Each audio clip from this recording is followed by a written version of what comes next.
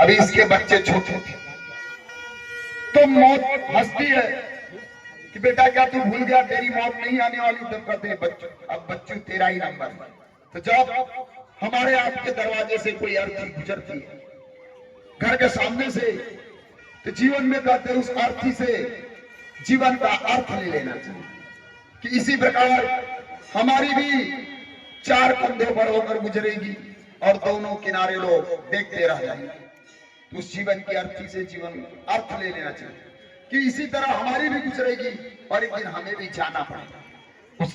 कहते सुख और दुख मैं आप लोगों को बताऊं, यदि आप सुख की अपेक्षा करोगे तो आपके जीवन में दुख भी आएगा।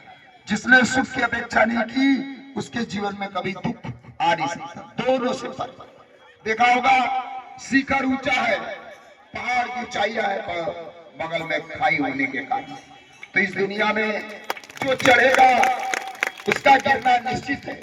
जितनी ऊंचाइयों पर जाओगे उतना ही नीचे गिरने का खतरा भी बढ़ता जाएगा।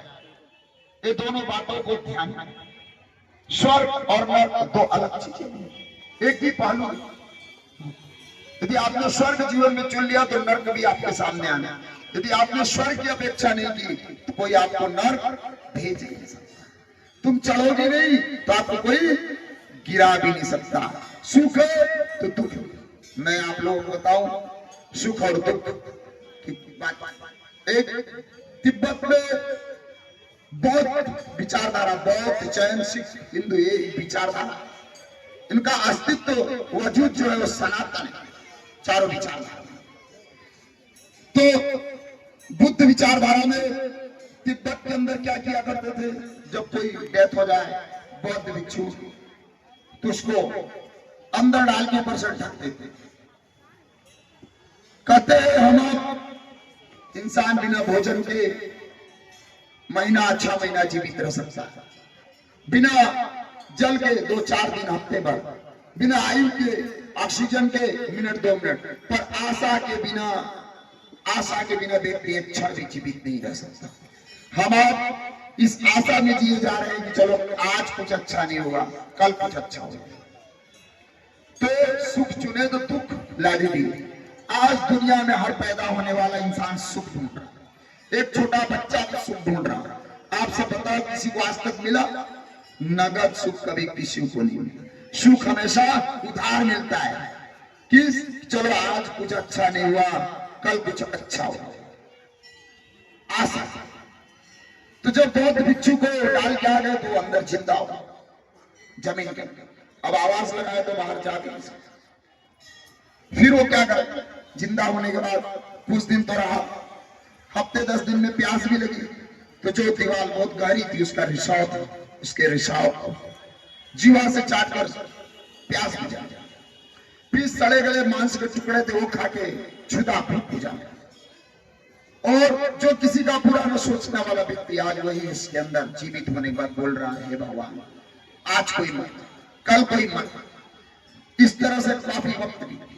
तब उसने बोला कि अब बाहर निकलूंगा तो खर्च के लिए पैसे भी होंगे चाहिए, तो वो मुर्दे के साथ जो पैसे, जो कपड़े, उसको इकट्ठा भी करना। अरे एकदम सावधान हो गया। कुछ वर्षों के बाद कोई एक बौद्ध भिक्षु की डेथ है। तब उसको डालने गए तो तैयार था एक फौजी की तरफ, जैसे ढक्कन को हटाया वैसे निकला बाहर। तो बाकी लोग जो डेड बॉडी ले गए थे छोड़ के भाग, वो भी उनकी ओर बढ़ा, वो भागते गए। एक वक्त आया समय जो रुका। अब रे भाई आप लोग भाग क्यों रहे हो? बोले आप हो कौन? बोले आप लोग नहीं जानते? बोले बताइए। बोले इसके पहले जिसकी डेथ हुई थी और इस कुएं में डाल के गए थे वही व्यक्ति हूँ। बोले ठीक है मैं मानता हूँ वही व्यक्ति हो। बोले कैसे? बोले मैं जिंदा हूँ। बोले मैं मानता हूँ जिंदा हो गया, पर रहे कैसे, कितने साल? बोले कितने वर्ष हो गए? बोले 7 वर्ष हो गए। कोई डेथ नहीं, किसी की डेथ नहीं हुई। कब हुई? बोले किस कारण जिंदे रहे? बोले आशा के साथ। चलो आज कोई नहीं मरा, कल कोई मरेगा, इस आशा के साथ। तो इसी प्रकार हम आप नगद सुख कभी किसी को नहीं मिले, हमेशा उधार। सोचे थे बच्चा सोचता बड़े हो जाएंगे, बड़ा सोचता है कि सब काम धाम लगा देंगे तब सुख, लेकिन आगे किसी को सुख मिला। और इतना याद रखना सूरज अस्त हो रहा था, हमारी याद के आए तो हिस्सा हमेशा लेकर हमेशा लेकर अस्त हो रहा। तो हमें जीवन में हर समय का उपयोग करना है, समय के क्षण का उपयोग करना है। जो समय गुजरा जा रहा है, बड़ा से बड़ा उद्योगपति और धनपति एक क्षण के समय को नहीं खरीद सकता। और आज कुछ राष्ट्र की थोड़ी चर्चाएं भी हो जाए कि कल बोला था कृष्ण जैसा पूर्ण पुरुष कोई नहीं, और कृष्ण जैसा कोई कुशल राजनेता जो सभी गुणों को सिखाते हैं। हमारे सनातन के आखिरी अवतार भगवान श्री कृष्ण, और इतने बड़े युद्ध को खेलों में आज कहते 1000 वर्षों से हमारा आपका देश गुलाम है। गुलामी का कारण रहा हम अपने लिए नहीं लड़ते, हम स्वार्थी बनते। कहते विचार के समान कोई शक्ति, आपका विचार जैसा होगा उस तरह से आपका जीवन। हम निकृष्ट विचार हमें नीचे की ओर ले जाते हैं और उत्कृष्ट विचार हमें ऊपर। हमें क्या सोचना, यदि हम बड़ा सोचेंगे तो बड़ा बनेंगे, छोटा सोचेंगे तो छोटा। मनुष्य इस धरती चौराहे पर एक बहुत मनुष्य जो है, मनुष्य एक चौराहा, वहां से उठे तो देवताओं से भी ऊपर जा सकता है और गिरे तो पशुओं से भी नीचे जा सकता है। मनुष्य इस पूरे ब्रह्मांड का एक बहुत बड़ा ट्रांसमिशन टावर। हम आप जो सोचते हो वो वही बने।